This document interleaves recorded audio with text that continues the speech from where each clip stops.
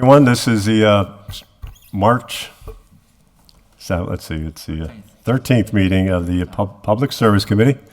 My name is Councilor Peter Tallman. To my right is, I'm an at-large councilor. To my right is Councilor David Bartley of Ward 3. And Councilor Will Puello will be joining us shortly. He's from Ward 2.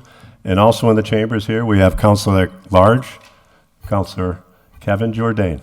Thank you. Welcome, Kevin. Mr. Chair, Pleasure to be here. Mr. Chair, I'll make a Mr. motion. Chair, Yep. hold up one moment. For some reason, you aren't showing up on the broadcast screen, so I just Okay. gotta Technical check issues? in Okay. with Scott. Okay, time out for sports. I'm out.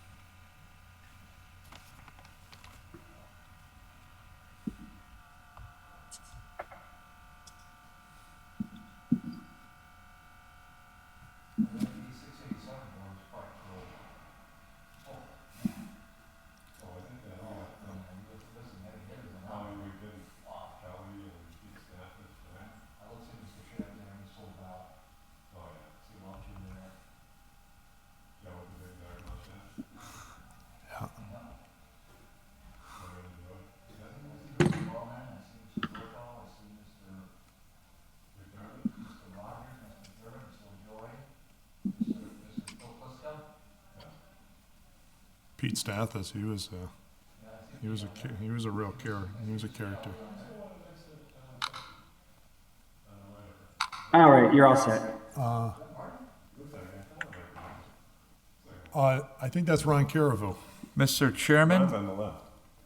Mr. Oh, Chairman, that's Ron, you're right. Oh, yeah. I'll make a motion to take agenda item 1 off the table. Agenda item number 1 up the table. This is honorable council members. Subject to your approval, I hereby appoint the following individual. Start over. Honorable council members, subject to your approval, I hereby appoint the following individual to serve as an alternate of the Historical Commission for the City of Holyoke. Ms. Jean Jonker, 198 Locust Street in Holyoke. Ms. Jonker will serve a 3-year term. Said term will expire on January 30th, 2026. Respectfully submitted, Joshua A. Garcia, Mayor. And we do have Ms. Jonker here online. I am Good here. evening. I'm here. Okay, welcome.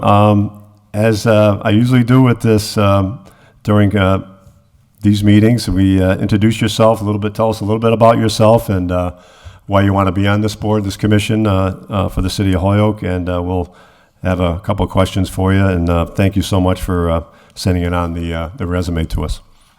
Okay, well, you have my resume, so you know everything there is to know about me, hopefully. I am a lifelong resident of Holyoke. I taught in the Holyoke Public Schools for numerous years, and then I went to the Department of Education, where I served in a multitude of capacities. I retired in 2012, and I started teaching and supervising student teachers at Merrimack College, and then the Department of Ed called me back and asked if I would come back part-time for a short period of time. That was 4 years ago, so much for a short period of time. And so I'm still currently working part-time there. I am also very active with the Holyoke Preservation Trust, the Friends of City Hall, the Friends of Holyoke's Historic Cemeteries and Monuments. And I am a dedicated Holyoker, and I have served before as an alternate on the Historical Commission. And as I'm probably going to really retire from the Department of Ed at the end of June, I thought it would be great to be able to go back in service with the Historical Commission, because I am committed to the City of Holyoke and ensuring that its wonderful heritage and architecture remain for future generations, because it is a beautiful city. And as you know, the City Hall is going to be dedicated shortly, and we're celebrating our 150th. So that's why I'm here. Thank you so much, Gina. It's quite a story there, and some history. And I think I might have met you once or twice over the years, but Thanks for your work with the city and previous work and all the involvement you have done with the historic preservation in the city of Holyoke. Thank you. I'm sure Mr. Bartley and Mr. Jourdain, who's there, remember me from Holyoke High. Oh, vividly. Do you? Vividly. Okay. Counselors, any questions from Ms. Jonker? Counselor Jourdain. Well, I could not think of a more qualified person than Jean Jonker to go into this type of a position. As enthusiastic of an endorsement as I can make, I make it. And she's an impeccable person, a Holyoker through and through. We're lucky that good people like her step up to do these type of roles, and it's an honor and privilege to vote for her. Thank you, Counselor. We have just been joined in the chamber by Councilor at Large Joseph McGivern. Welcome, Joseph. Thank you, Mr. Chairman. Yeah. Councilor Bartley. Yeah, Jeannie, thanks for being here and for volunteering for a second swing on the Historical Commission. Can you tell me just what were your approximate term in office the last time around?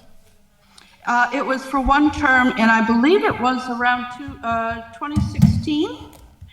It was right after I had stopped supervising student teachers at Merrimack College, so I wasn't doing all that traveling around the state again, to various school districts. So I think it was I don't have my resume in front of me, you do. I think it was 2016, so it was one term. It's a really incredibly info-packed resume on here, so there's a lot to get your arms around. I don't have it memorized, but it's very, very impressive. And, thank you. Well, working for the Department of Education, it does allow you to have a lot of experiences. And I was there. Actually, I left the Holyoke Public Schools at the beginning of the curriculum frameworks and right before MCAS evolved. And so I traveled around the state introducing standards-based education to school districts. So it was a great experience. And just along those lines, you've been following the Historic Commission, I'm sure, and you realize that Olivia is, she came through here about a month or two ago, Pete, and I believe that, well, I know that passed unanimously. So we're welcoming back Olivia now. I'm sure we're going to welcome back Eugene. But can you just tell me what do you see are some of the opportunities and challenges right now for the Historic Commission? And then the last question I'm going to have is, I want to talk about your education component along with the Historic Commission. But first things first, sure. So just kind of opportunities and challenges. Yeah, well, I mean, the challenges for the Historical Commission is communication and collaborating with other commissions and departments. It's not easy. The city has an awful lot of wonderful architectural structures and open spaces, and I mean, we just went through celebrating Olmsted last year with all the Olmsted parks in the city, and they're worth trying to preserve for the future generations and cleaning up. A lot of the parks just need some basic cleaning up. And a few plantings to bring them back into good usage. In terms of buildings, it's repurposing buildings. There's nothing sadder for me is when I drive by the Armory. In the past few years, every time I drive by the Armory, I keep seeing it crumble and crumble. And you don't want to see that happen throughout the city. We've lost a lot of buildings, and as you know, for those of you who have grown up in Holyoke, everybody takes pride in the city of Holyoke and its history. And it was the paper making center of the world, and the Irish dug out the canals and the water power and the fish lift. And we don't want to lose any of that. And so the Historical Commission serves a great purpose. And, by the way, the Historical Commission celebrated its 50th anniversary last year. So it's been around for 50 years. And it's had its challenges, it's had its losses, but it's had some wins too, which is great. And so what was the next question? I'm sorry? Well, those are challenges. How about some opportunities? Well, again, the opportunities is to, continue educating the public. That's really, an important component. conducting research, helping people with the National Register. There's a lot of things that the commission can do in terms of enlightening the public and making them aware of what Holyoke has in terms of the benefits and, of course, the challenges that go with it. My role on the Holyoke Preservation Trust, that's one of our goals, is to, as you know, to educate the public so they're aware that when they walk down the street, they're not looking at the sidewalk, but they're looking at the beautiful architecture. I can't imagine downtown High Street without the Caledonian Building. I mean, it's just absolutely spectacular. So there's a lot that the Historical Commission can do in terms of working with residents and working with the state. It's one of their charges too. When you take a look at what the Holyoke Historical Commission is charged with as some of its duties. Does that help? It does, and you have so much knowledge and background, and especially hands-on. What can you do to sort of marry that with maybe bringing that forward to Holyoke students? And as you know, we've done, through the trust, we've done a lot of tours. And when I was at Holyoke High School, I had started the Holyoke High School Hall of Fame to recognize outstanding graduates. Unfortunately, it hasn't continued, and I could not do it when I was working for the state. I just didn't have time to continue with it. I'm hoping somebody picks it up again. And worked with Owen Donahue in his course of teaching the history of Holyoke. We're still doing tours of City Hall, and we do tours of City Hall with students. And we have partnered with Bob Como, who does a lot of the tours in Holyoke, Chicopee, and South Hadley, to continue that education. And you would be surprised the number of people who participate in all of these activities. You know, the people of Holyoke are really interested in the infrastructure of the city. So I take my educational background and I meld it to how I approach things. That's a big help. Thanks a lot, Gene. Appreciate it. Yep. Thank you, Counselor. Any, Will, you have anything? Okay. Counselor McGivern. Thanks. Hi, Gene, and welcome back. Hi there. You remember me from the last time. Of course we do. I cannot agree more heartily with you about repurposing buildings, and I liked your analogy of the armory. The armory is a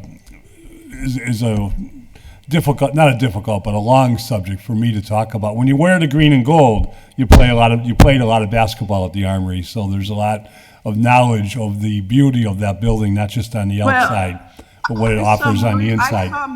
I saw Muriel Grossfeld there, who was an Olympic gymnast when they were Wow. going around. Yeah, when they were going around doing exhibitions. That was before Kevin Jourdain was born. In the 60s, yeah. Yeah. I saw King Gaskins play there, but that one may not ring a bell to anybody here. Yeah, but you know, that's one of the examples of working with other departments. You know, in some instances, to save some of these buildings, you know, it's a little bit more than just putting, you know, wood across windows, but it's making sure that the leaks aren't coming in from the roof with tarps, because that's what does the most damage to a lot of these buildings. Yeah. Well, what was so sad about the armory is Governor Weld was trying to reduce the inventory of buildings for the state, and the armory was a building, a number of different areas, a number of different municipalities were given the same offer, and a building that he offered the city of Holyoke to take over, and he would give us $2 million to renovate it because he knew you had to put an elevator in or make it handicap accessible. And our mayor at the time, I won't mention Danny's name, thought it was not a good idea and refused to even discuss it, which was sad because we had the YMCA, the Boys and Girls Club, a number of not-for-profits, the Parks and Rec, ready to move in there and to occupy it on a daily basis and take it over and make it useful, community center, a basketball court, a number of different things, and it's sad. But even after But one of the interesting things, Jim, is that, the Historical Commission has the authority to acquire property in the community's name. So, I mean, there's other roles that the Historical Commission can take. Understood. Acquiring property is a good and bad thing. The city Yeah. did acquire the property, and unfortunately, absolutely. the leak in the roof, led to the demolition of the larger portion of the building as it caved in. Yeah. But many of us, or some of us, still felt that it could be useful in the what was left, because not only the architecture, the beauty of the front of that building, but the office space was still usable. And unfortunately, that is difficult if the private sector doesn't eventually step forward and want to invest some money. So here's my question. With all of the good things we talked about, all the good things you said, what are your thoughts about the demolition delay ordinance and how it should be used in respects to if the private sector does step forward and wants to do something different with the property? Does the demolition ordinance step aside, or do you bring it as far as possible? I think everything has to be considered individually, but in terms of the demolition delay, I was glad to see that it finally did get extended a few more months than what it had prior been, because it takes time to work with people to see if they are interested in repurposing or whatever with the particular structure. I remember there was a period where Tommy Dowd's house, you may not know him, but he was a baseball player back in the day. And the house was on the corner of High and Sargent. It's now, I believe, a parking lot for cars. And the brick structure of it was just, the brickwork was spectacular. But unfortunately, the inside, all the pipes and everything had been taken out for other reasons, which I won't mention. But there wasn't, and the owner was willing, to wait. But you run out of time, and so when you run out of that short period of time, so then you lose some of these buildings. When in essence, maybe another 30 days is just what you need. So that's a complicated issue. Do you know what I mean? I do. And it's a fair answer because everything has to be taken on its own, and sometimes the delay is a good and results in a good takeover for the property itself, and sometimes it just delays the inevitable. And that's in my travels for the state, I've been in just about every school district in the state, and when I drive through the Lowells and the Blackstone Valley area in Fall River, New Bedford, and you see, how they have maintained their buildings and how and even Boston. I mean, imagine Boston, how they're trying to mix new construction and maintain their history. Trying to save these buildings, they put an honest faith effort into it. And one of the most unique things that I saw in Boston was they had torn down the interior of a church, but they left the external walls of the building there, and then they built within it. So you had this historic structure outside, but you had a more modern building on the inside. So they tried to maintain the facade, so that it would fit, within that area, the aesthetics. So, but it takes time. It does. So I can't give you a straight answer on that one. I'm sorry. No, but it's fair. I was looking for more of a discussion, and you gave a good discussion. The library building, saving the facade, and part of that was important to the city, and I think we did a fairly good job there. And I can't agree with you more about the Caledonian building. We just learned the Caledonian pipe band got their start there, which is interesting. But also, when you look out the window of the Caledonian building, you no longer see that very legendary building structure, the old Bud, which was I consider a loss to the city. But, again, it was the elements leaking into that building which exacerbated the whole situation. The roof, if the roof isn't there, you're not going to keep the building long. Right. Jean, thank you and welcome back. Thank you very much. It's nice to see Israel again, and you and Kevin. It's like for some, an old time at Holyoke High back in the day. Yes. We have been, thank you, Gene. We've been joined by our Ward 2 Counselor, Counselor Will Puello. Will, any comments or anything? You're good? Okay. Does he have any questions for No, me? he's all set, I believe. Beautiful resume. He likes the resume. Okay. I'll make a motion that we recommend that Gene be appointed when we next convene at full city council. I'll second that, Mr. Chair. Okay, all in favor? Aye. Aye. Thank you, Gene. We'll bring this forward to our meeting next Tuesday evening, and good luck. Thank you for stepping back into the city role now that you have a little bit more time, and thanks for putting your efforts into the historical segments of our beautiful community. Thank you so much. Thank you, and stay warm the next few days. Will do. Have a great night. Take care. Mr. Thanks, Chair, you too. Yeah. I'll make a Bye-bye. motion Bye-bye. to take agenda item 2 off the table. Second.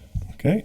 Item number 2, introduced by Councilor Israel Rivera, ordered that the Honorable City Council pledge to support and protect the democratic rights of ex-felons and/or the formerly incarcerated to vote, run for office, and hold a seat that they were duly elected for. In recent weeks, the formerly incarcerated population has been under attack, specifically in Florida, where they are being hunted down, fined, and jailed for voter fraud, meaning they are not supposed to vote due to their ex-felon status. This type of disenfranchisement should not be tolerated, and we here in Holyoke do not approve and stand with any citizen that is deserving of a second chance. Councilor Rivera, we're here. You're on Zoom. It's on you. Thank you. Okay. Thank you. Good evening. Can you guys hear me? Just Yeah, making sure. you're on. Yep. All right, so I'm in my attic. It looks so awesome, right? Looks good. So first, I want to say thank you for taking the order up and allowing me the time and the space to kind of have the conversation about this. I believe the intention was to get to try. I might be using the wrong terminology, and you can correct me if I'm wrong. It was either a proclamation having the city support the initiative or the movement overall, but it could be a different word. But the idea is, at the moment when I filed this order, it was in November. It was recent. Right before that, I filed it. I had seen in the news in a variety of different articles that I was reading. A variety of different people jailed in Florida for a new policy that they put into effect out there with a new office of elected security and crime for elected elections or something like that, I believe. I had it there on the website. But ultimately, they've gone knocking on doors and arresting people that have voted while having a criminal record. For me, that's kind of scary. I have a criminal record, and there are a variety of people within the community that have, at least that I know in Holyoke, that have criminal records. And for something like that to be going around on national news and being promoted like that, it's kind of like a scary feeling. So I kind of felt like it was only right for us as a community to try to show where we stand with regards to this and what's going on. Mostly because hopefully my colleagues could support me, a fellow ex-felon, right? That's one piece, right? But the other piece is that there's a larger community than we believe that people have gone through the prison system and now have changed their lives and are doing positive within the community. And that's what we should be speaking out for the community and for us. And the other piece is it feels like it's becoming more of a scare tactic to not encourage people with criminal records to vote. A lot of people in the community of Holyoke itself feel like they can't vote, and they think that in Massachusetts they can't vote with a criminal record, and that's not necessarily true. You can vote with a criminal record. You can vote while you're out of prison. When you're in prison, you can't vote, but while out of prison, you can vote. So it's like a different thing. And then the other piece is to make sure that people that have served their time and that have done what they need to do to get back on the right track are protected too as well, because technically we're the only class that's not protected and gets attacked on a regular basis just for being what we once were at a different time of our lives. But I kind of wanted to bring this forward. Hopefully we could get it into the right language that it needs to be in. Again, I appreciate the time, and I appreciate you taking this up, Chair Tallman. I have another order. I think that's an ordinance that's around possibly getting the ex-felon population, or the formerly incarcerated population, to put into the protected class policies that we have here within the city overall. They did it in Atlanta, Georgia. So I'm wondering if that's something that we could probably replicate to do out here too as well. Okay, thank you. Any questions or any comments for anybody on the committee first, or and then outside? I mean, I have. Councilor Jordan? Yeah, I mean, if the goal is to raise awareness of this issue, I think Israel is right on point to discuss what people's rights are, and that if you're not in prison, you're allowed to vote and are allowed to run for office. I don't know if we necessarily need a city council resolution. That's the law, it's the law. I'm unaware of anybody in Massachusetts proposing to change that. And I don't believe with the current composition of the state legislature or the governor that there's any proposal to do that. So there's really nothing for us to go on record to say I'm against what Florida did. First of all, I haven't even researched what Florida did. And first of all, Florida doesn't care what my opinion of what Florida is doing is. Governor DeSantis and the state legislature of Florida could care less what the Holyoke City Council says. What I think is good here is to raise awareness as to what people's rights are, and that they should do that, and that's a good discussion, and there should be an education campaign around doing that. I think that if that's where we're going with it, then I'm very supportive of that, because people should have a right to know what their rights are, and we should either maybe have an information flyer or something at the city clerk's office, so people, if they have questions, there's something there for the clerk to give that says, these are your rights, these are not your rights, or maybe the Secretary of State's office could be encouraged to inform. Maybe that's how we word it, that the Secretary of State's office put something. I know every election they send out a pamphlet to everybody before voting and says, have a little section in there that says, if you're under these conditions, you can vote. Under these conditions, you can't vote, right? Whatever those circumstances are. And I can't say as I've exhaustively studied the issue, that I would be supportive of. As far as, I have concerns about when people are running, what there is with all of that. With the transparency about what people's rights are, there's also the transparency around what people have and haven't been convicted of, and telling the public so they have a right. If we're going to say people are running for office, people have a right to know who's got what for offenses. Am I being asked to vote for a serial killer? Am I being asked to vote for somebody who's blew up, a police car? Or am I voting for somebody who, was a convicted rapist or something? When you just say ex-felons, there's a whole lot of felonies that you can commit, right? So that's a pretty broad topic, and I don't know if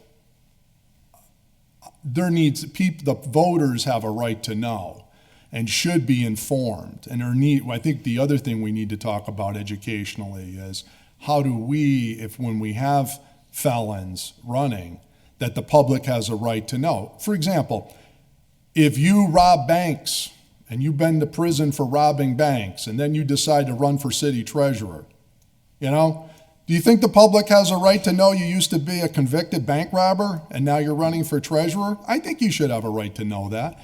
And what I get concerned about is that, does the newspaper report these things? And, I've watched some of the reporting around this, and it's sketchy at best, and it's incomplete. And so I think that's where, we need to talk about the requirements around, yes, you can be a candidate, but you also have to level with the people and be transparent with the voters as to what offenses you were convicted of, too. Because what I get concerned of is when voters say, I didn't know that, where's that? And then, in fairness to them, you don't see anything on on the city website or state websites or something that they can go look these things up, and then they can make an informed decision. They'd say, okay, well, this person was, a bank robber, right? And he went to prison for 5-10 years for being a armed robber, right? I say, well, it was 10 years ago and he's a nice guy and, I'll overlook it and I'm going to vote for the guy. Or on the other hand, somebody might say, you know what, no, I really don't want a city councilor who's a bank robber. Or I don't want the mayor to be a bank robber. Or I don't want my state senator to be a bank robber, okay? Well, that's their right. But, we have to level with the voters and be transparent in that way. So I don't know what Israel's position or thought. I'd be interested, from his perspective on that, is like, how do we balance all these things where you're telling the people what happened at the same time then saying, I have a right to run and getting this information out? Where do you strike the balance? Because otherwise the voters are left with not knowing, and then that's not fair to them. So, Okay, yeah, if those you're are asking my for me to speak. if Go you're ahead. asking for- So Counselor Rivera? Yeah, could you hear me? Yes, we can hear you. Yeah. Okay, so I would say from my perspective, I lead with my feelings on my shoulder. I let people know where it's at and where I stand. I can't speak for everyone else. At the end of the day, though, if we're talking about the democratic process, I pay taxes. Every ex-felon pays taxes if they're working and they're an honest person and they're doing what they need to do. So they have the right to partake in the democratic process, whether you believe in it or not, or whether someone feels some type of way because the person has a past or has priors. That's for you to judge, and for you, just like you said, for you to make your judgment when you're in the booth to vote for the person or not. I guess it would be perspective based when it comes down to whether or not someone should come out and speak more about what their past is. That would be on them. I can't speak for those people. I know that for myself and for the people that I try to encourage that have criminal records and that are trying to get right on the path is to own up to what happened in the past and pretty much say what you've learned from it and how you've become a better person right now, because ultimately the first thing that people look at are gonna try to judge you on is what your past is. And if you can bury that with a lot of positive stuff that you've done in the future, that you've done now in the present and are working on towards the future, then that'll help out. But understanding that no matter what, that blemish is always there and will always be there, because there are people that just can't let some things go. Because this is the way society is overall. But I feel like as a council, as a community that has one of the highest crime rates in the state, that possibly is going to have a lot of people coming out of prison, coming back to our communities, it would make sense for us to have some form of resolution supporting that we have people coming up and being a part of the democratic process, being encouraged to be into the democratic process versus feeling shame because of what they did in the past. There are a lot of new voters that came out to vote that never voted before when I ran, and it was because they saw something different and they felt something. It's more of a feeling, more of a visceral feeling versus reading a piece of paper and seeing what the piece of paper says, like a Corey, right? If you talk to someone and you get to know them and you see what they've gone through in their past, it says a lot more than what the piece of paper actually says. I agree that there's levels to this. There's totally levels to crime, right? Totally agree. But at the same time, it's the same as a person that doesn't have a criminal record. The person that doesn't have a criminal record, who's to say that something doesn't pop up while they're out there? You know what I'm saying? Like, the person with the criminal record, you already know what's happening. It's the one that don't have the criminal records that you got to worry about, at least from my perspective, because at the end of the day, some of the most heinous crimes that are coming out are from people in these places that are like, don't have a history or don't have a background around any of this crime, the crime aspect with regards to that. But I do agree that there's levels to it. How you navigate that, I think it's up to the people, up to the voters to decide. And with regards to people not knowing, when people are arrested, most of the time, if you're a bank robber or you're like a bomber or something, your face is plastered all over everywhere. Like you become like a popular, how do you say, villain on TV and on Facebook and all these places. So it's not going to be hard for someone to find your stuff and put it out there. When I ran, they did it. I'm sure anyone else that has a criminal record and decides to run, it's going to happen to them, and they have to be ready for that and be ready to answer all the questions. And that's why they should lead with it first rather than wait. But everyone is different, I feel like, and I feel like part of us being a free country is giving everyone the opportunity to be able to step up and lead. But of course, it has to come with an understanding and a place of education of who it is that you're going to possibly be voting for and what it is that we're supporting overall. Thank you. I agree. I mean, I agree with both of you on this aspect. I mean, people do make mistakes. People's lives are turned around and get better. And, also, I think it's a transparent part that we have to look at people that are running for office, that what was their past, what did they do in their past, and there's several. I mean, we're all human, we all make mistakes, and we move on, and we try to better our lives, we try to become better citizens. So anything that we do, sometimes it hangs with you for a while, and it's not a healthy thing. When people have gone through something and they can help another individual that's going through something that they've actually, been through. It can be a great help to that individual because they've been through it. They've been there. And so I don't know what you want to do. I mean, I know, I think the aspect of awareness, raising awareness is important. I don't know if you want to try to do something with this as far as, some kind of an ordinance. You said you have something in the ordinance committee, or if you want to do some kind of resolution. I mean, that's up to you, but I'm going to hear from Councilor Bartley. Yeah, thanks, Mr. Chair. I'd like to have just two motions for us to consider, and then if we can, the first motion I'd make is that we vote to send a communication to the clerk, and that the clerk, to the extent that she can, promote opportunities for formerly incarcerated persons, how they register to vote, and how they run for office, and that she do that to the extent that she can through links from, I think Kevin said, certainly Secretary Galvin's office should have some materials available. You would hope you would. Mm-hmm. But if not, then maybe we have to develop them ourselves. What are your rights? I mean, I think your rights are, once you've served your time, I think you can pretty much vote. But some people, some felons may not be aware.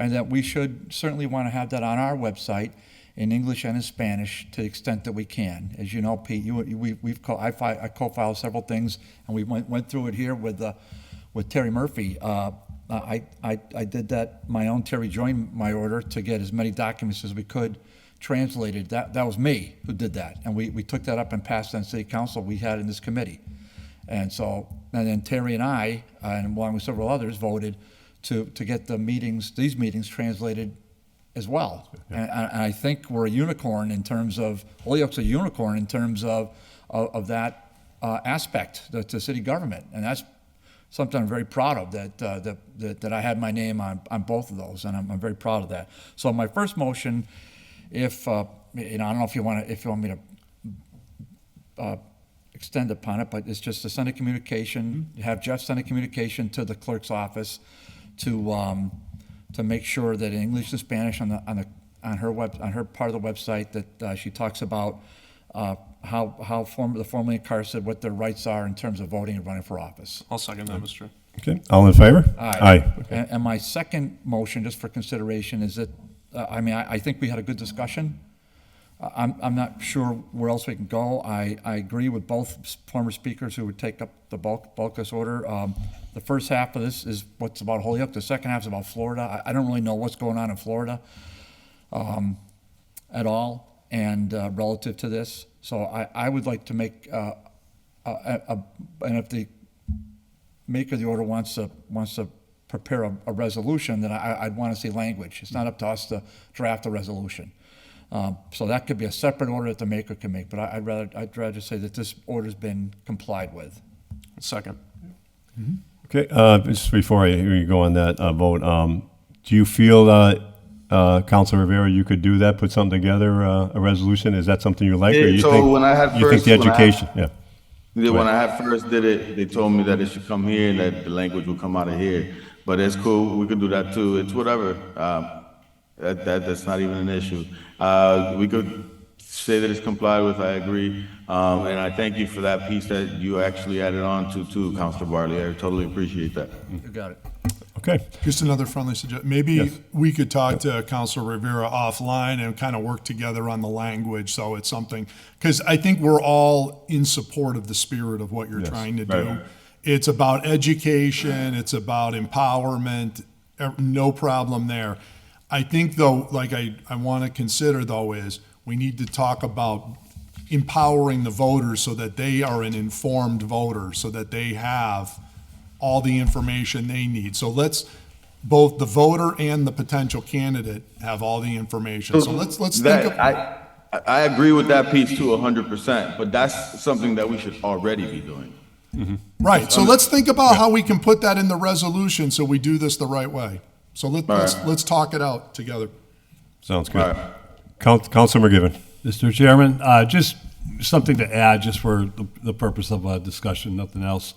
What's very interesting, a law in Massachusetts is, well, let me back up one quick second. The query that we often refer to as our record is more of a history of what happens in the court than the record itself. It reflects the record, and it's often misunderstood. The conviction, of a felon is I think part of what we're focusing on here. And the law I wanted to talk about is in Massachusetts, you can relatively easy to seal your record, to seal your query. And the purpose of that law is to prevent potential employers from not possibly employing someone because of their record. And if the court, and usually with a guilty, it's actually just the commissioner of probation can seal someone's record. With a dismissal or a no pros, which is still part of the record because it's part of the history of what someone did in court, you have to go to a judge and ask permission to seal your record. But once that record is sealed, the only people that can look at it is a judge. Example, if a new charge comes up, the record will be unsealed for the purposes of the judge to review it while the arraignment takes place. And of course, police and law enforcement can look at the sealed record, but the public cannot, and prospective employers cannot either. So I get it, elected officials, it's a little bit different, and transparency is important, but with records that are sealed out there, I don't know how you can make it consistent with anybody that runs for office other than something in the resolution that says, hey, the more we know, the better we can make decisions. And I working in the career I work in, rehabilitation is part of it, and that's what's important. And part of rehabilitation is people participating in the job sector, and people participating, I think, in government goes hand in hand, with some things to be added. Thank you, Councilor. Not to belabor the point, but could I add Counselor? one point? Yes, Councilor Jourdain. I just want to point out in this, there are multiple parties of interest in these trust relationships. And it isn't just about what the ex-felon needs, though. I'm also concerned about what the government and the society also needs. And so we need to balance these things. This is where because if it was so clear cut, it would be an easy decision, but it's not. And my concern is that in our efforts to seal things, that we also mean by nature that we're not also looking for why that information might be valuable. Is this about protecting children, from certain offenses? Is this about protecting elderly? Is this about protecting financial interests of a community? When you have people who have committed these serious crimes to be a felony in the first place, that's why they call them felonies, right? They're not misdemeanors, they're felonies. These are very serious crimes, okay? And the question is then, I have a right as a voter to be able to factor in all these things and wait, okay, it was 20 years ago, it was this, it was that. Person's obviously had 20 years of great, things since, or, this was 3 years ago or 5 years ago. And, and the balance of the trust relationship of this person had multiple larcenies, and now I'm going to put him in charge of holding on to city funds. You have to balance all these things. And my point is, that's for the voters to decide. See, and I just want the voters to be informed, and they can make a decision, pro or con, and the candidate can go and they can say, don't know, I'm the greatest guy, I help kids today, and I'm a superhero, and, vote for me, and all this other stuff. But that's for the voters to decide. But how do they make an informed decision? Like, who's looking out for their rights when they're voting to put people in charge of their money and their government? And so the question is, there has to be a balance, and I just want us to be thoughtful in thinking about how we protect both in this process. So on the motion. Thank you. On the motion, Just real quick. Councilor McGivern. And Councilor Jordan, I understand what he's saying. And I just offer for discussion, what the law is and the way it works, because level playing fields are important too. Not all crimes can be sealed. Some of the more grievous ones, sex offenders can never be sealed, and I think that speaks for itself. But yeah, there are certain crimes, felonies. There are certain misdemeanors that cannot be sealed. But it's a lot that's interesting, good, bad, and ugly. It helps a lot of people on their rehabilitation, get back into the employment sector, and that's important. But do you lose something too? That's right. Subject to debate. But I'm just letting you know it's the law. I'm not. No, you're absolutely right. Thank you, Councilor.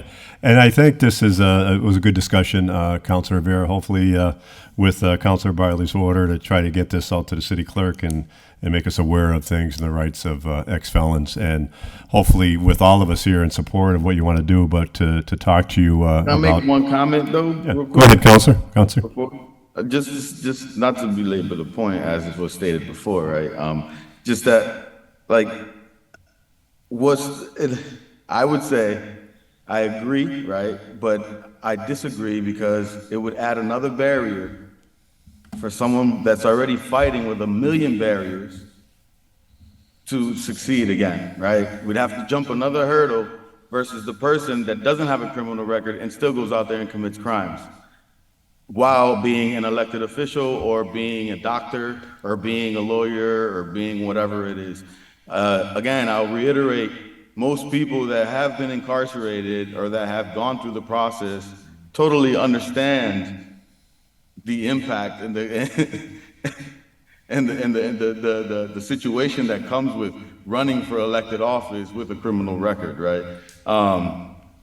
I totally get that the voters should be informed. Yeah, I agree with that 110%. But it's not, nobody's saying that it's one or the other at the end of the day.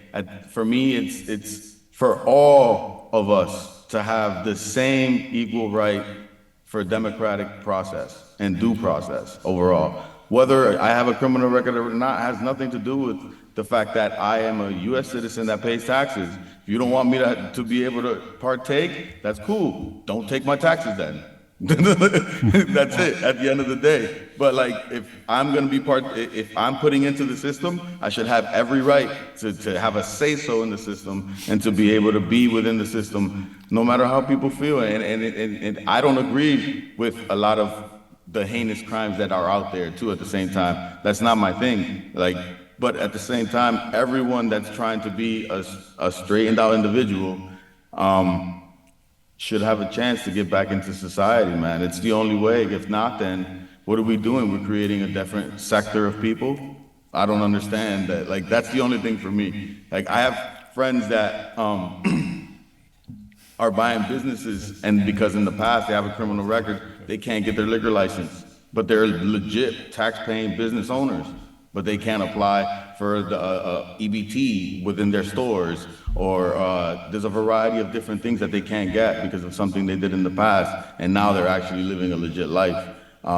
So but yeah, I hear you. Thank you guys.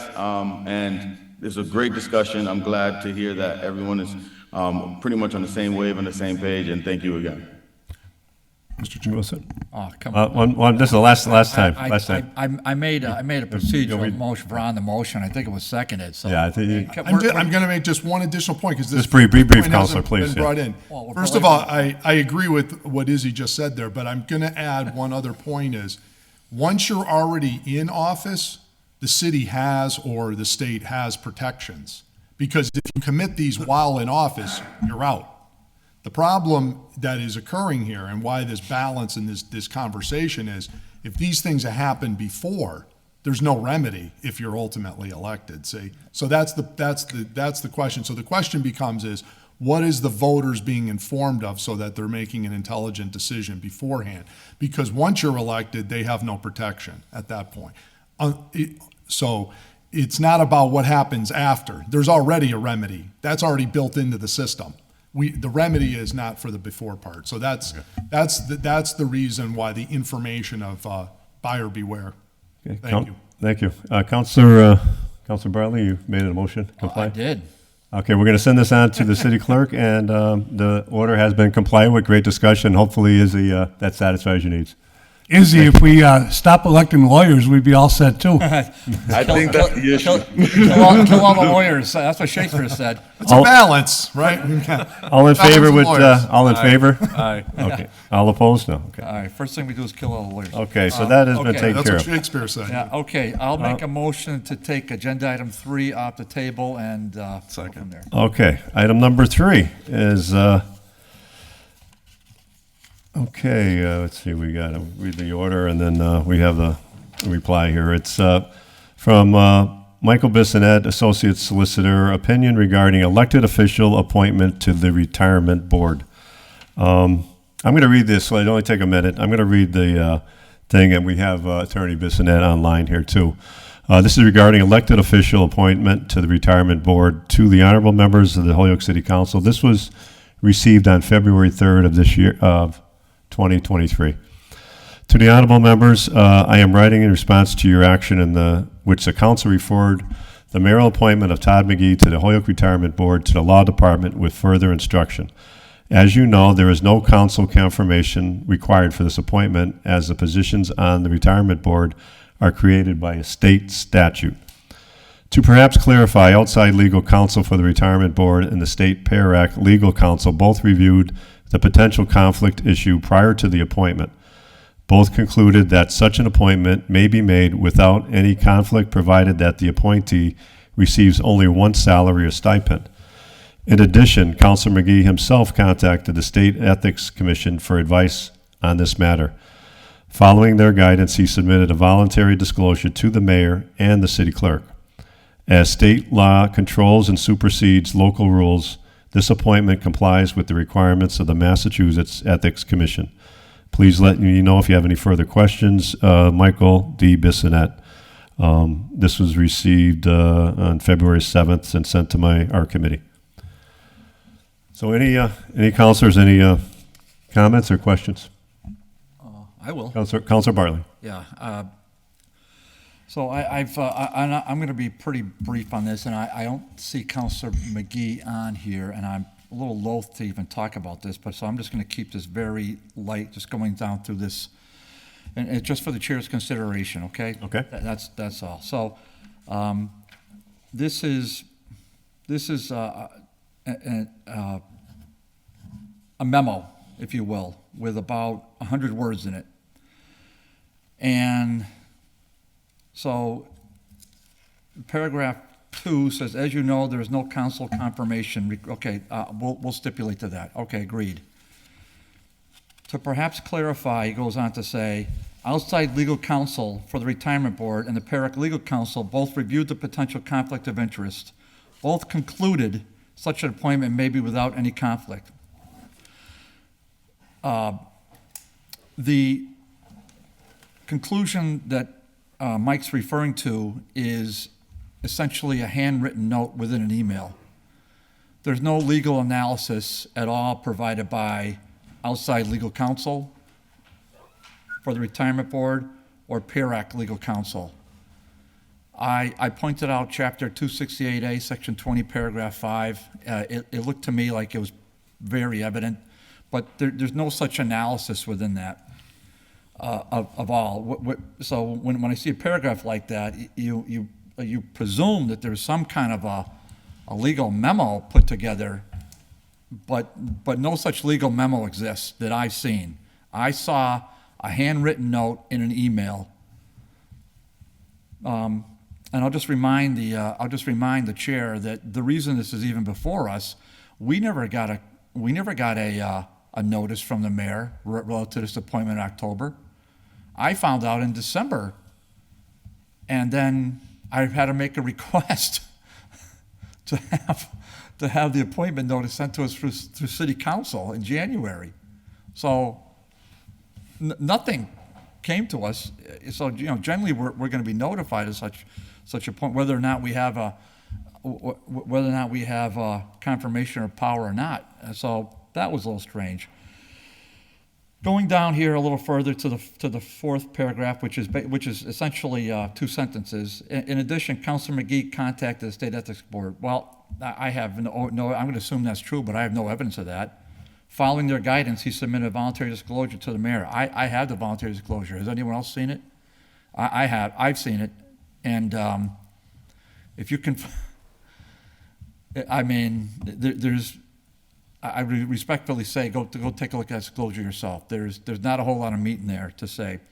And then we have the last paragraph, essentially, other than contact me for any questions, is a conclusory statement that says, as state law controls and supersedes local rules, the appointment complies with the requirements of the mass. I mean, to get from what I just described, from what was in this letter to that statement, I mean, to me, respectfully, it's a leap, and I think it's a leap without a foundation. Now, I don't really want to go much beyond that because it's not really fair, frankly, that the Ward 7 counselor isn't here. I'll just conclude this way, Mr. Chair. When I learned in civics in 4th grade that there's a wall between the executive and the legislature and then the judiciary. And here we have an executive, the mayor, appointing a sitting city councilor to an executive board. Regardless of whether the party's getting a stipend, that's not my issue. We all know you can only get one paycheck unless you're deemed exception to 268A as a special municipal employee. I mean, we all know that because we've been in this game more than a minute, most of us here. And so I was never worried about the person in question taking 2 salaries at the same time.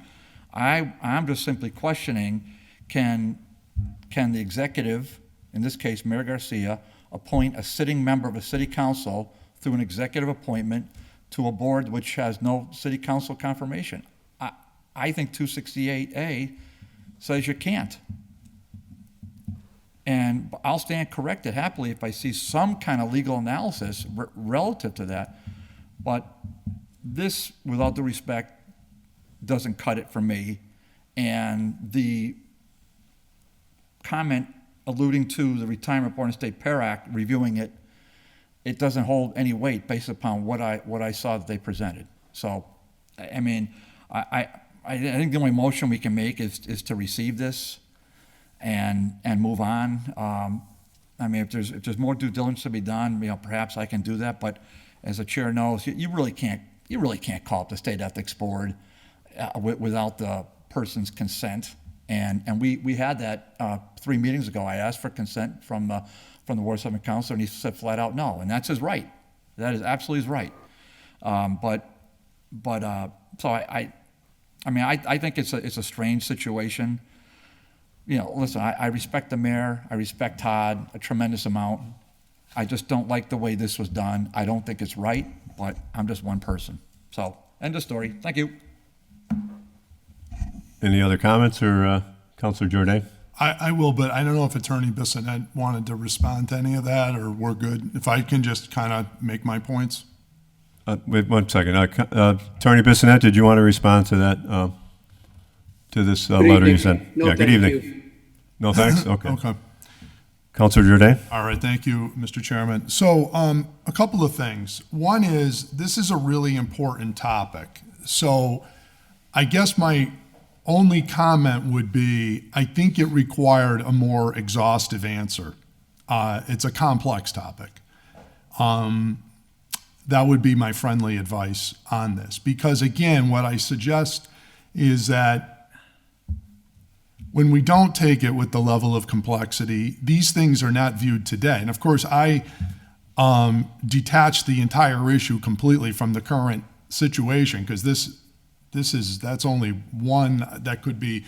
These opinions go into the lexicon around here forever. There'll be somebody here 20 years from now saying, you remember this guy, Attorney Bissonnette, and you remember when he wrote that I could do this? This is how these things are quoted. Right? Because I know I do. I quote these things. I still dig up legal opinions from 30 years ago and read them out at meetings. You know, these go into the body of knowledge that is Holyoke government, right? And so when you get these type of complex topics, it's important to consider these. For example, one is the backup documents. Dave mentions that point. We should be provided with these backup documents that let us read how their logic was that substantiated their opinion that Mike relied on to form his opinion. Okay. Next is the issue, I'm going to tackle it to me, the whole thing, the key one is at the end. As state law controls and supersedes local laws, this appointment complies with the requirements of the Mass Ethics Commission. Well, that's not the only standard. There, in this entire legal opinion, there's no discussion of the city charter and how the city charter weighs on this. That first clause is not necessarily a truthful statement, that state law controls and supersedes local laws. How is that? That's saying that there's preemption of all of the city charter here. Well, we have local rules on this. So we turn to what the SJC says about preemption, right? They're the Supreme Judicial Court of Massachusetts, a pretty important group of people. They weigh in ultimately on all these topics. And, you know, they have exhaustively, over many years, debated the fine line between what is municipal power and what is state power, okay? And the Home Rule Act has been given a lot of deference and a lot of discussion by the court. And I think there's actually a case where they really kind of got into this pretty good. As a matter of fact, if you read the recent Springfield case relative to the police commission, they actually cite this case I'm about to cite to you. So if you look at the East Hampton Savings Bank versus the City of Springfield case, it's 470 Mass 284. It's a 2014 decision. In it, I wanted to point to one paragraph in particular. It says, in determining whether a local ordinance or bylaw is inconsistent with a state statute, the question is not whether the legislature intended to grant authority to municipalities to act, but rather whether the legislature intended to deny a municipality the right to legislate on the subject in question.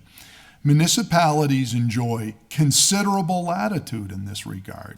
Then the court goes on to cite a number of past cases where they have come to those. I will not bore you with all those line of cases. The court goes on to say there must be a sharp conflict between the ordinance or bylaw and the statute before a bylaw is invalidated. Such a conflict appears when either the legislative intent to preclude local action is clear or absent a plain expression of such intent, the purpose of the statute cannot be achieved in face of the local bylaw. And then they cite other cases of the SJC supporting that position. So bottom line is the courts of Massachusetts give extreme deference to our charter. And it has to be shown that there's no way, it is impossible for basically the state law to be in total conflict with the local law in order for our law to be invalidated and preempted. All right? There's no discussion of any of that in this. It just says, oh, and it's clear, okay, well, how is it clear? How does it supersede local law? Okay? Well, first of all, one thing we already know about ethics rules, and there's been a long discussion of this, is as a general rule of thumb, you cannot be less strict than what the state requires, but you can be more strict than what the state requires. There's plenty of examples to cite in that.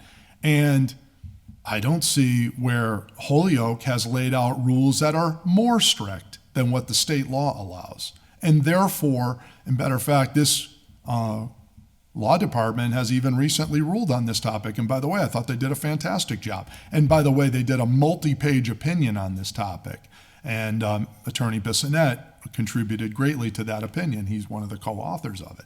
I thought he did a very nice job with that.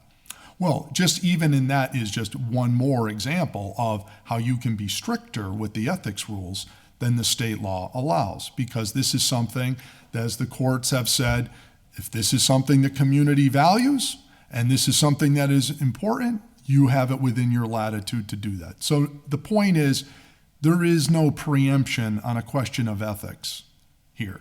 If there is, then I need to see it.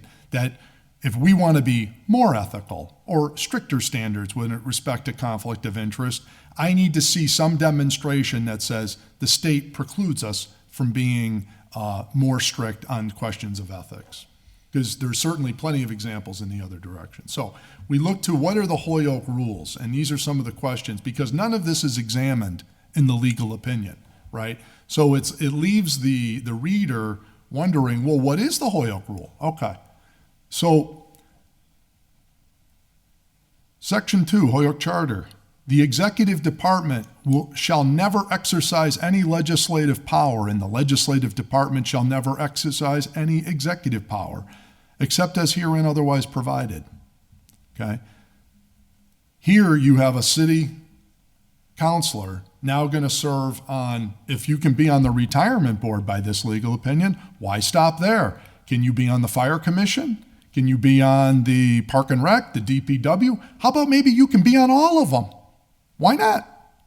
Maybe somebody says, Joe's got 44 years of experience, and I'm picking on Joe here, but he is so knowledgeable about all this stuff. It's not fair to Holyoke that we have him only on the city council. We need him on every commission in the city. Under this opinion, why not? You can serve on every commission. Why stop at one? You can serve on all of them. Do we think that's what the intent of the founders of the charter were? I don't think so. Okay. So next we turn to Section 14 of the charter. Transactions by council members on behalf of the city prohibited.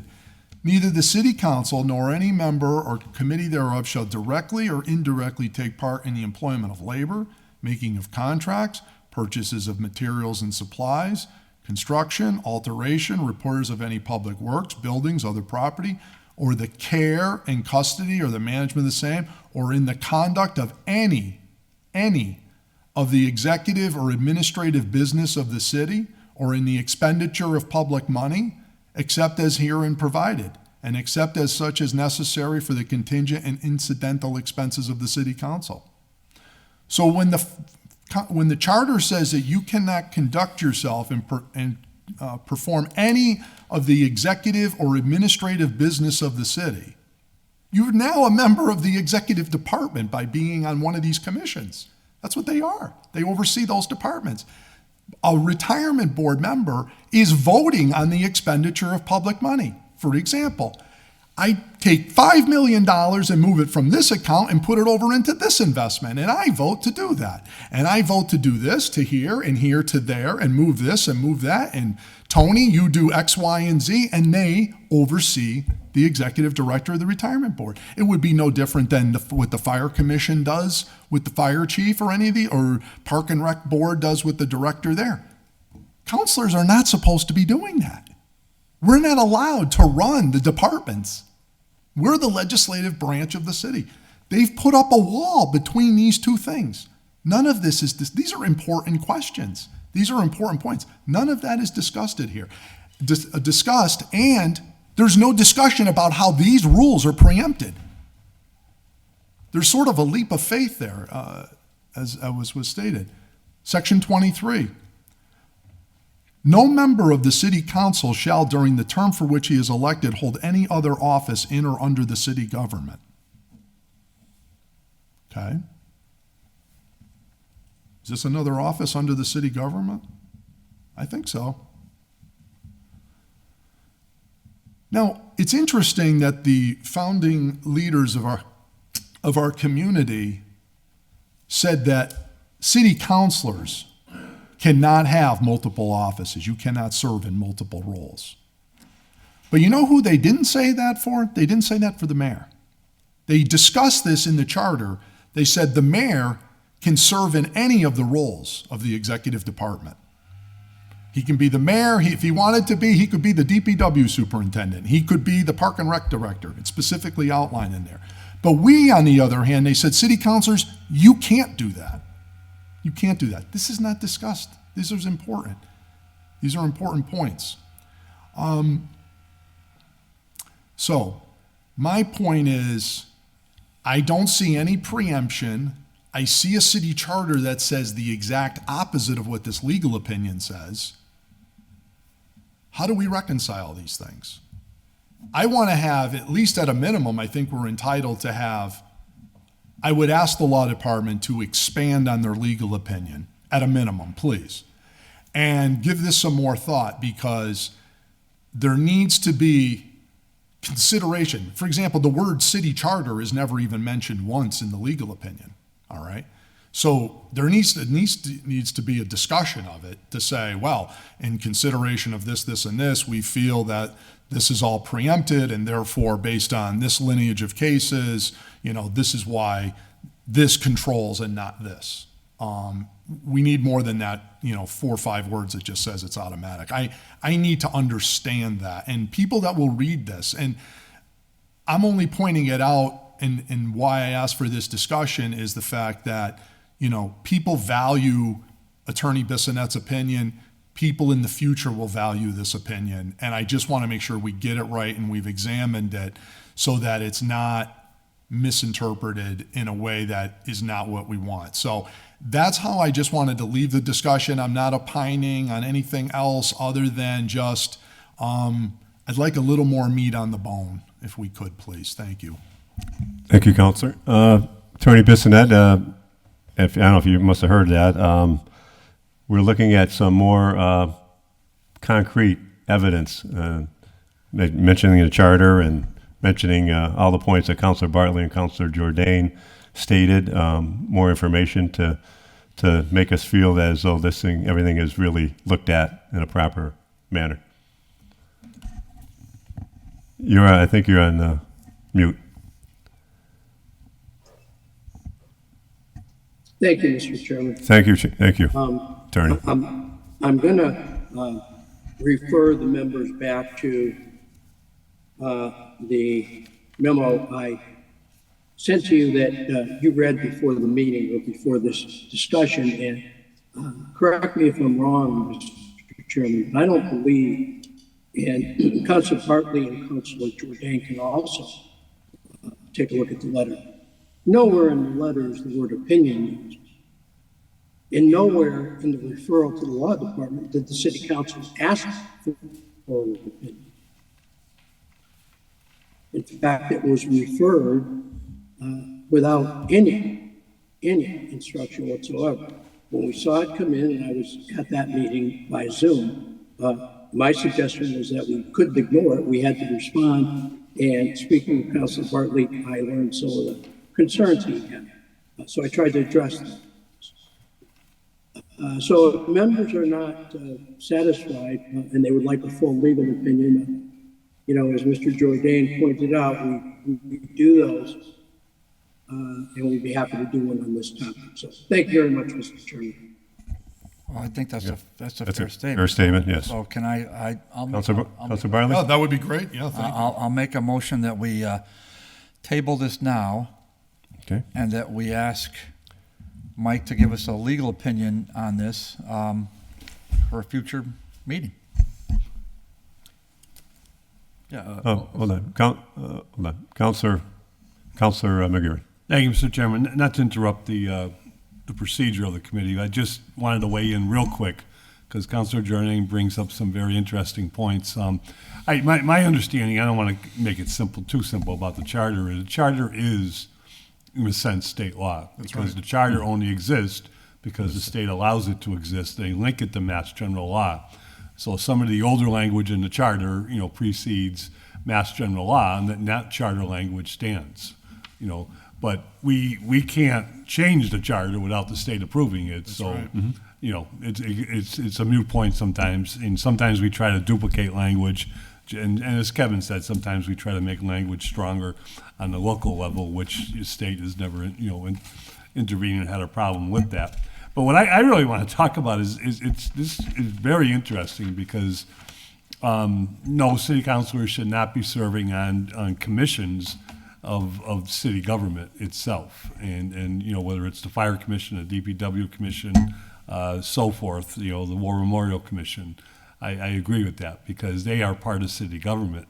The retirement board is indirectly part of city government. It's really membership driven with appointees, the mayor and others, and the actual our appointment, the auditor, is automatically part of the retirement board itself. And it's interesting whether it serves a good purpose or a bad purpose that a city councilor be there, because retirement board can have, without much say from the mayor and the city council, a huge impact on our budget on an annual basis. We're going to have a discussion with Mr. DeLue tomorrow night that's going to talk about a lot of things in that nature, in that field. So maybe being a mayoral appointment ain't the best thing to put a city councilor on the retirement board, but maybe we should think about how do we get a voice on the retirement board and not just be at the mayor's voice. Second. Because it's something that I think we need. We do have city councilors serving on, I've served on HEDIC since 1990, as a representative of all of government, not as a city councilor necessarily, but as of all government.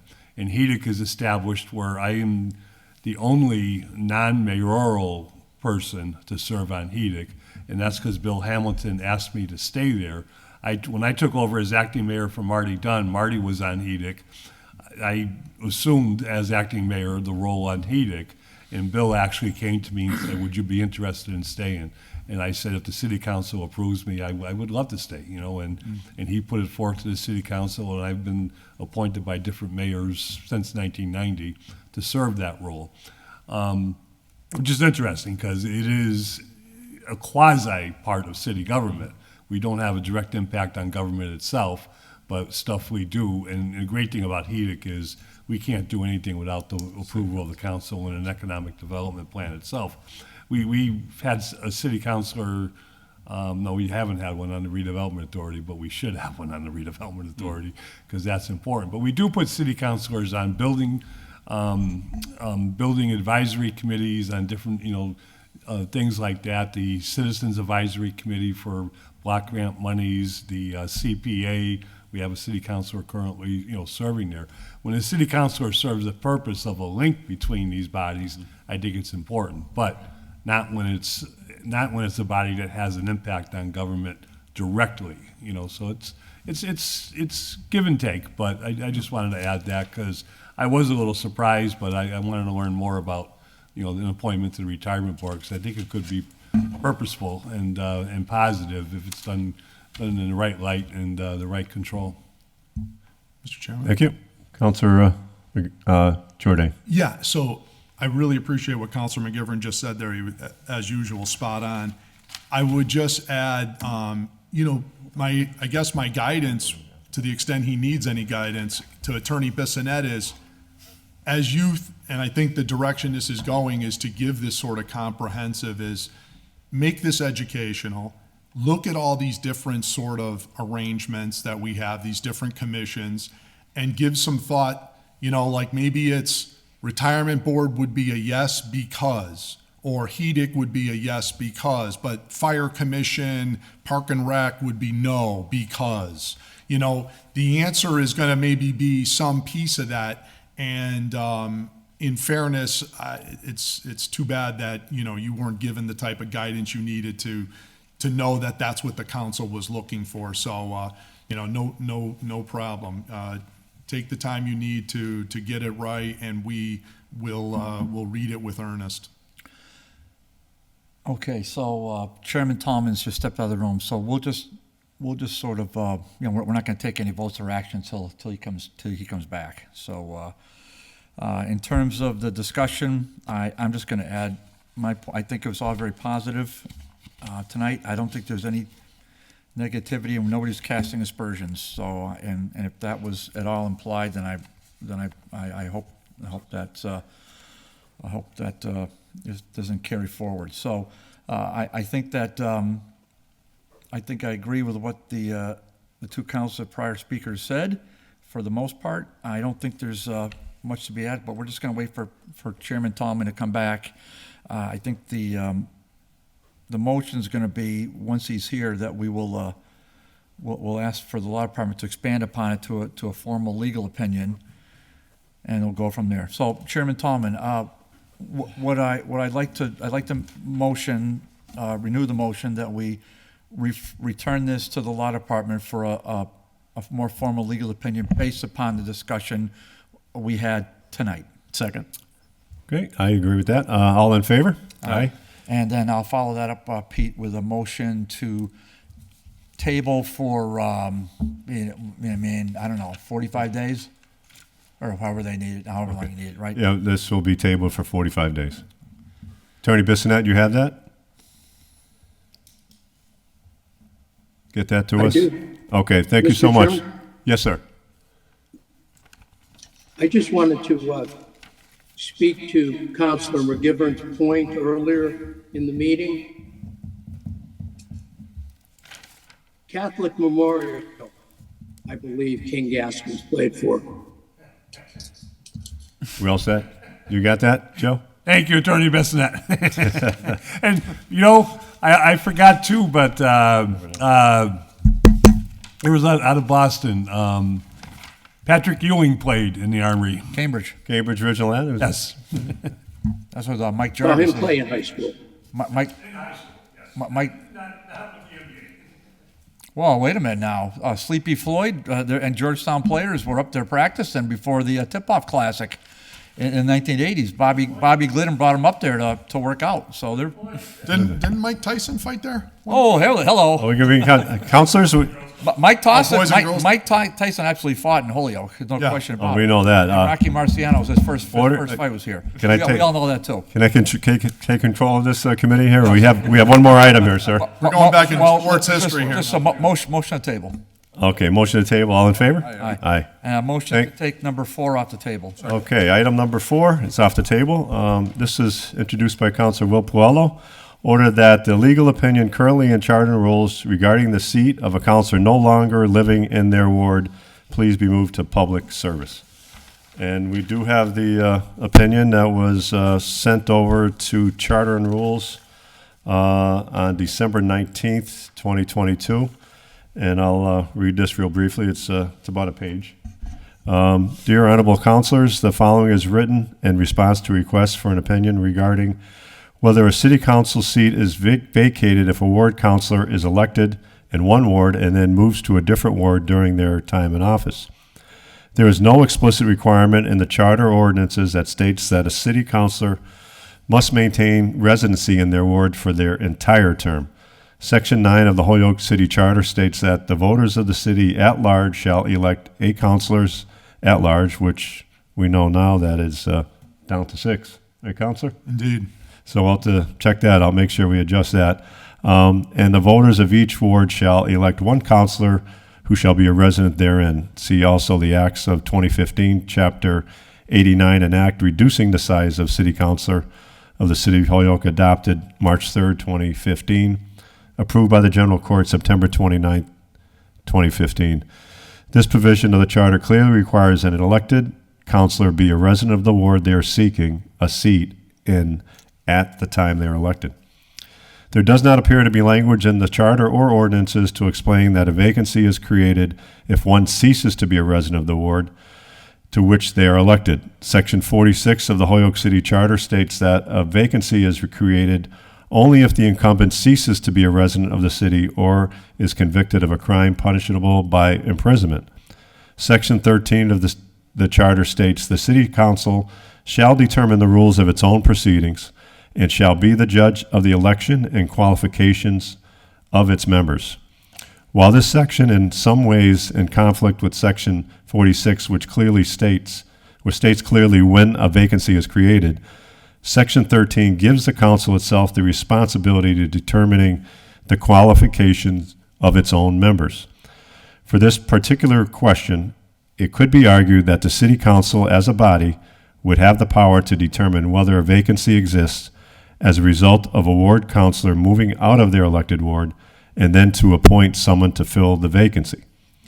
In conclusion, there is no explicit requirement in the charter or ordinances for a city councilor to maintain residency in their ward for the entire term. It is my opinion that there is no vacancy in a ward seat if a city council member moves out of their ward as long as they remain a resident of the city. Please let me know if you have any questions. Respectfully, Lisa A. Ball, City Solicitor. And we have Attorney Bissonette here, and we have our maker of the order here, Counselor Puello. Would you like to make a statement? Thank you, Mr. Chairman. Yes, sir. And I appreciate the law department for their legal opinion. I do have two clarifying questions, just I guess to help me better understand this stuff. If I could ask a question to Attorney Bissonette. So Yes, sir. with this legal opinion, what this means is that a city councilor or a member of the school committee could essentially move out of their ward at any point in time during their term and there'd be no problem? Attorney Bissonette, did you hear that question? Yeah, yes, Okay. yes. As long as they've been sworn in, they would be able to relocate. The charter is pretty specific, calling for someone to have to move out of the city. So you can understand by the creation of wards in the original charter, the framers of the charter understood that there were wards, I think they were called Albany back then, could have been Common Council before that.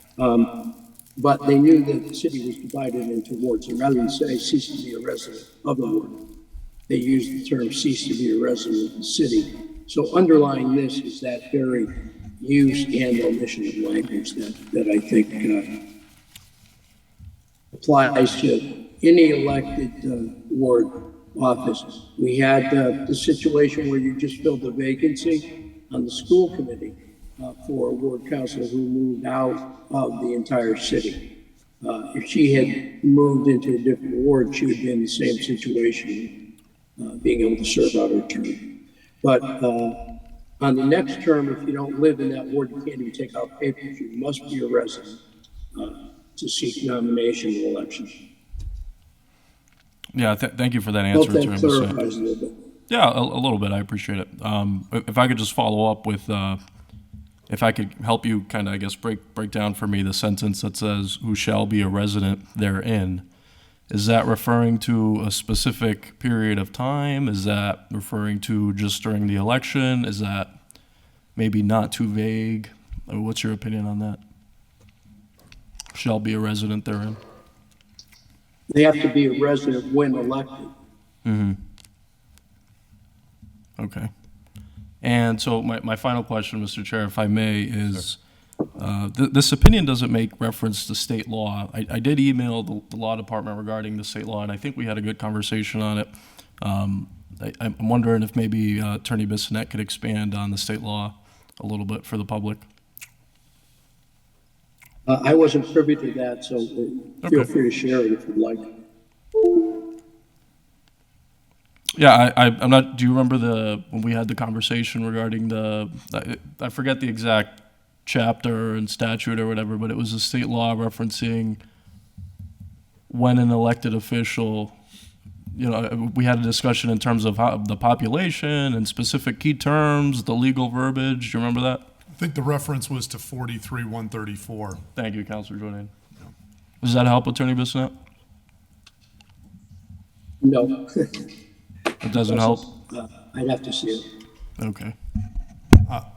I have that in my, he can. I have that in my, I'll read it. I have that in my bag of tricks because I wanted to ask Mike about it. Again, this is about, Counselor Jordan? I don't, only if he's done. I No, don't- yeah, you please, yeah. all set? He's a lot more eloquent than I am. He can I don't be, know yeah, about, yeah, I don't know times. about that. I don't know about that either, yeah. I object to that compliment. So anyways, so I think Lisa does a nice job going through the city charter language.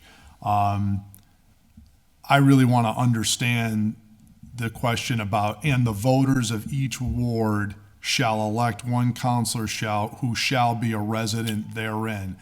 So her interpretation of that was apparently just on election day. So theoretically, the day after the election, let me ask Attorney Bissonette, how about in the 2 months between the election and the day you're sworn in, can you move out of the ward then?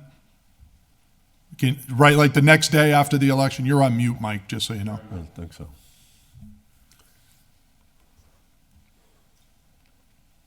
No, you have to wait until after you're sworn in.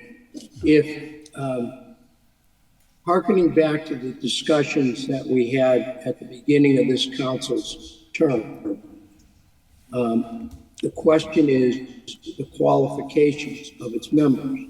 And that judgment happens at the swearing in.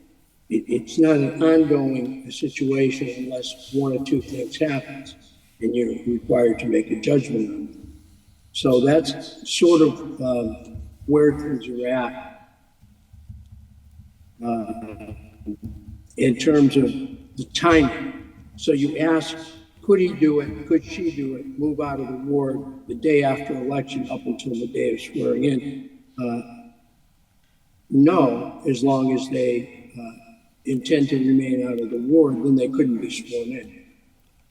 I suppose a stickier situation, if you want to play hypotheses, would be if someone moved out, stayed away for 2 months, and moved back in the day of the swearing in. But again, you have issues of what is the intent. Residency requires an intent to remain. And so you'd have to go through that whole sticky wicket.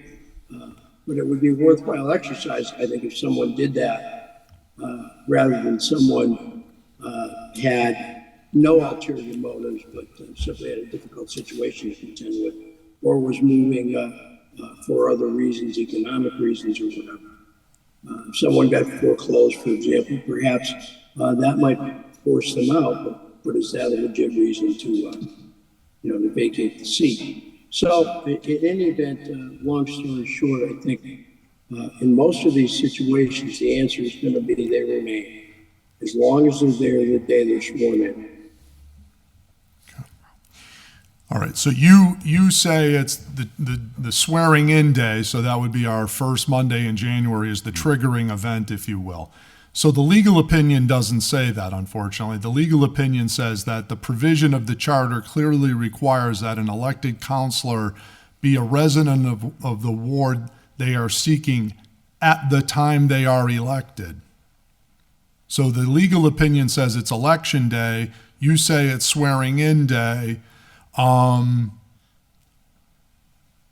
I guess the question I'm looking at is, what do we think the intent of the authors of this are?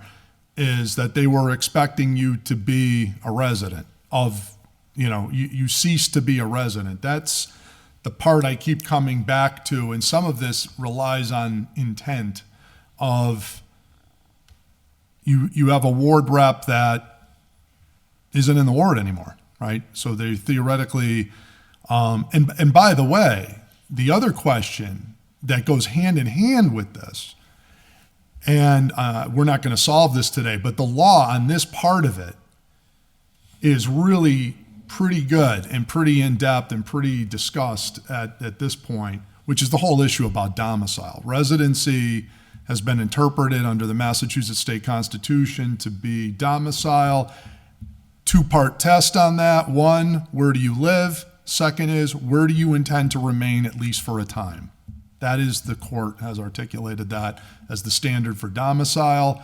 So once you change domicile, you're supposed to change your voter registration.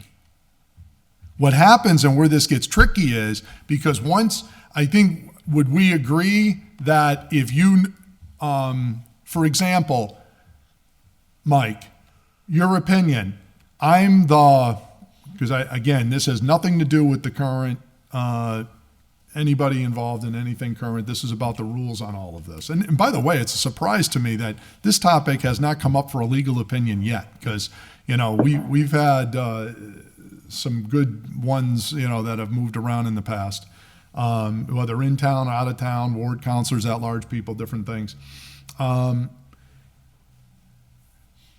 If you unregister, say I'm the Ward 5 counselor, and I move to Ward 6, and I unregister in Ward 5, and I re-register to vote in Ward 6, I would be vacated, in your opinion?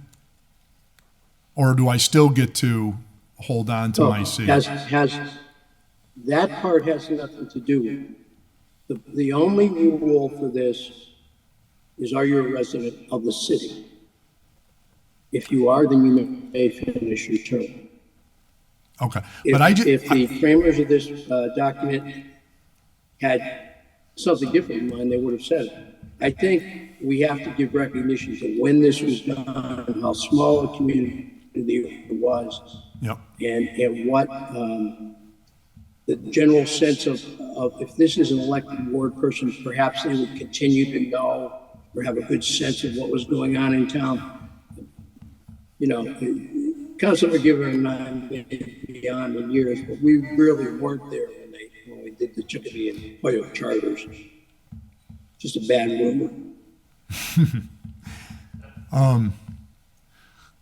So, in your opinion, you feel it's not material one way or the other that if you unregistered to vote in your ward, so you're no longer a registered voter in the actual ward you represent, and you re-register in a different ward, okay, that would not be material one way or the other, because you view it as you can live at this, after you're sworn in, you can live anywhere you want in the city as a registered voter.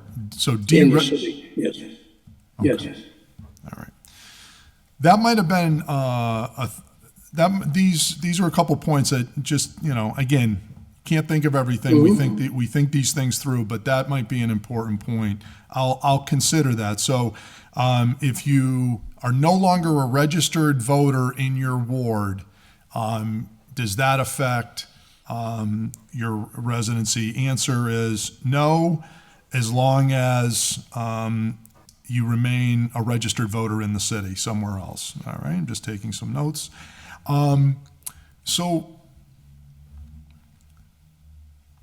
plugging along here, I do agree with you. I think you're probably right, and I think Lisa's right about the whole Section 13 about the rules about judge of the election, the qualifications of members. For that to have meaning, I think you're right. It's likely something this council would have to decide on.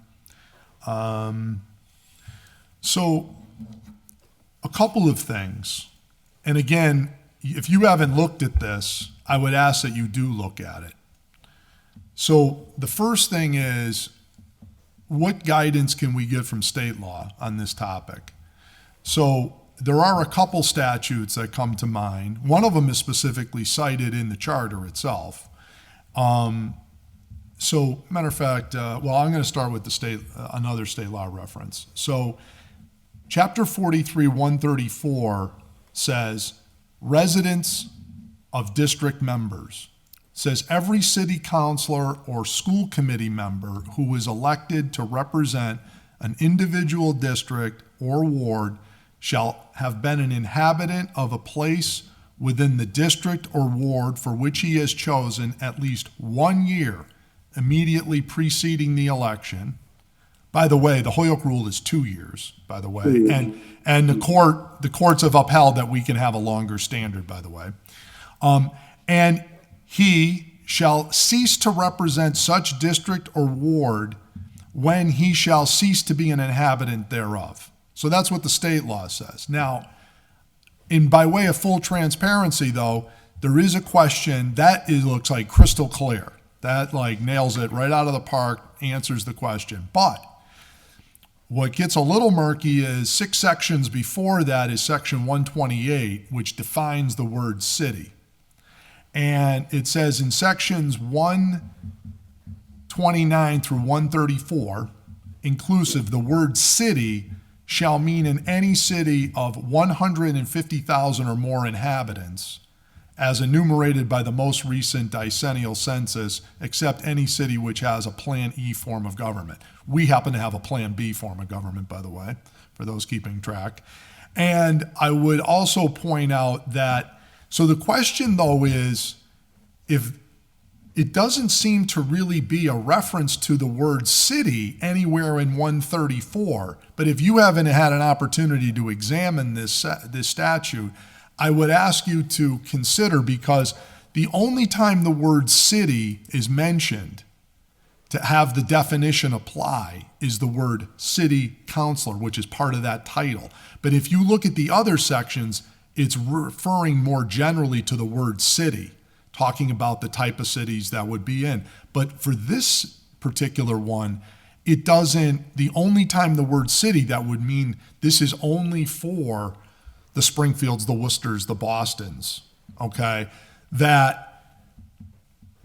the only reference to city. So the question is, does 134 still apply to us here?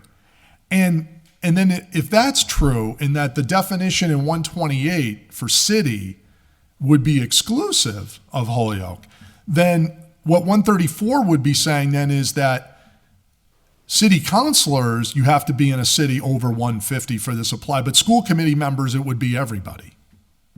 Because the word city doesn't apply, isn't in a school committee member. So that seems to create a weird result. That city councilors would have one rule and school committee members would have another rule. So I think I would ask the law department to take a look at 128 and 134 some more, and consider that in the opinion. I think we need to discuss that and see how that applies, because 134 would have an iron fast rule that says, you move out of your ward, you're done. Have a nice day. That's what that state law says. I also want to look at, and now this rule is cited in our charter, and that's the state law, which is chapter 41, section 109, and that relates to towns. So that rule is kind of interesting because it has a number of things that go on there. Number one is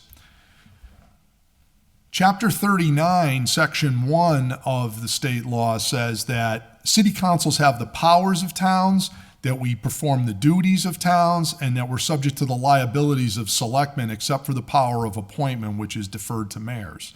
So the state says city councils are very analogous to boards of selectmen and have the same powers and liabilities in towns. And so what's interesting is this rule reappears at 41-109, which says that if an elected or appointed town or district officer removes from the town or district in which he holds his office, he shall have been deemed to vacate his office. Worth looking at. I would ask the law department to consider that. And the point I'm making here with this is, what guidance can we take from the state law? We have Chapter 43, Section 134, which says if you move out of your ward, you're out. You have the town rule, which we allegedly also perhaps are under because it's also given as a reference in our charter, 41-109. And it says town, elected or appointed town or district officers who remove from your town or district in which you hold office, you will be deemed vacated from your office. My point is, I would at least like the law department to look at those two statutes and give some thought to those and maybe mention those, maybe we can just have a conversation furthermore, but if anything, maybe those things should be looked at and distinguished in the future legal opinion. I guess I'll stop there. I I'd like to learn more about this topic and bring, have some more discussion with the law department about it, and how all these things tie together, to make sure that we all feel comfortable with the result, and that it's consistent with what we think it all should be. But I did want to point a couple of those rules out to the law department, because I didn't see any of those mentioned in the legal opinion. And I'll stop there. I will look into the question about if you actually unregister, because sometimes what might be more problematic is if somebody moves out of a ward and doesn't unregister, right? But when you actually unregister and you're no longer even a voter in that ward, are you still allowed to represent that ward? I don't know, but I appreciate that guidance I got from Mike, and I'll look into that. So thank you, Mr. Chairman. I'm done. Thank you so much. And I just want to mention that Ward 5 Councilor Linda Vacan has joined us on Zoom. Councilor Will Puello, do you have any? Oh, okay. Councilor, I didn't know if Councilor Barley. Does somebody else have their hand up? No, the committee members first. Go ahead. Oh, Go ahead. well. We're going to take care of the committee people. Tough committee. Oh, that's what we are, tough, we're tough Yeah, we crew, gotta be. for Yeah. sure, that's. I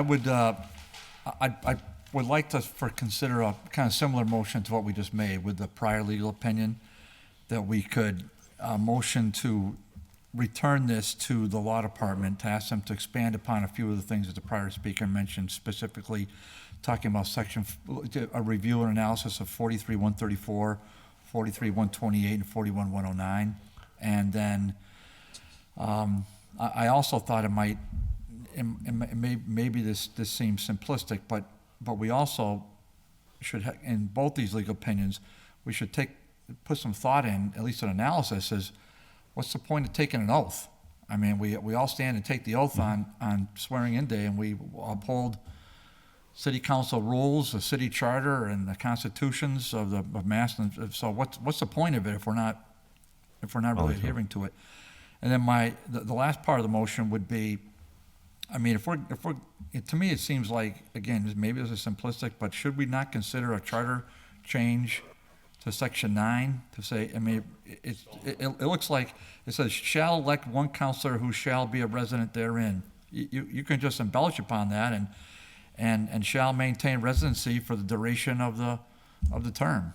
And perhaps I could maybe write out some draft language in a chart, but I don't even know if it makes sense to do that, to file that, and Yes, it does. That'll be a charter change, so yeah, have to go through the state. Maybe we could file that an amendment, but so the motion would be, let's send this legal opinion back to the law department, give them 45 days to have them do some analysis on chapter 43, section 134, whether it applies, chapter 43, section 128, whether it applies, chapter 41, 109, and whether it applies. So that's my motion. I'll second.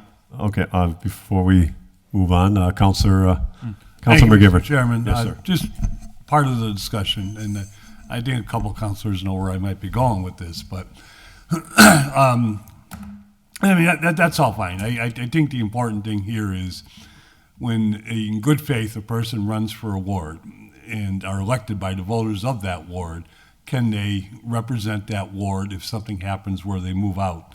You know, maybe nothing planned, but things do happen. And if they move out, can they finish the term as they were elected to represent and be the voice of that particular ward? And to me, that's the key of where the language, really focuses on. Because it's not we as elected officials deciding, can that or can that not be possible. I think it's the voters of the ward. And what's interesting, Mass General Law and the charter is great, but the history of the city, we know, and I'm looking at the pictures on the wall, and even though statute of limitations has gone by, I'm not going to mention two names. Don't represented a ward. Don't mention the ward. For I won't even mention the ward. Fair enough, Councilor Bartley. Don't even do that. These two We know who they are. individuals represented a ward. without living in that ward for multiple elections. Between 1 and 7. Yeah, between 1 and 7, not more than 8. And they, one, literally had a telephone locked in the closet, and that was proven. And the other, we'll just stop there. But the media would not touch that, and even though it was talked about, and again, the city council, we do not police our own. We can talk about laws, and we should talk about, especially the charter, what we think is fair and what we think is correct. But we don't police our own. But, this went on for decades. And to me, that was the travesty. Not someone completing a term, but people who, did this year in and year out. Right. Thank you. I think I was around for that. I know. Councilor Jordan. Well, yeah, maybe 2 of them. I don't know. But anyhow, Councilor Bartley, we're going to send this. We're going to send this forward. Attorney Bissonette, is that okay with getting a little bit more in depth on a legal opinion, and have 45 days to get this back to, especially looking at the state, as mentioned, Councilor Bartley, the state, the sections that was mentioned previously. Councilor Janae? Yeah, Mr. Chairman, maybe we can work with Attorney Bissonette about if it is the will of the body to maybe take some of that state law language, and we wanted to make a change to make it even more clear, and if there is any question of ambiguity, if that's the ultimate where this all ends up, maybe the body wants to do something in concert with the mayor. We'd have to obviously talk with the mayor and see what his appetite is with all this too. Okay. Councilor Puello, you happy with that resolution? You second it? Motion, Councilor Bartley. Councilor Bartley? You all Yeah, set? I'm all set. Okay, all in favor? Aye. And then I'll make a motion that we table this order in committee. Okay, we'll table this and wait 45 days and get some more information back from the law department. And thank you, Attorney Bissonette, for doing your due diligence with this. And thank you for your time tonight. Thank you. Yeah. And then Yep. Next motion? a motion to adjourn. All in favor? Aye. We are adjourned. Thank you, everybody. Thanks, everybody. Good night.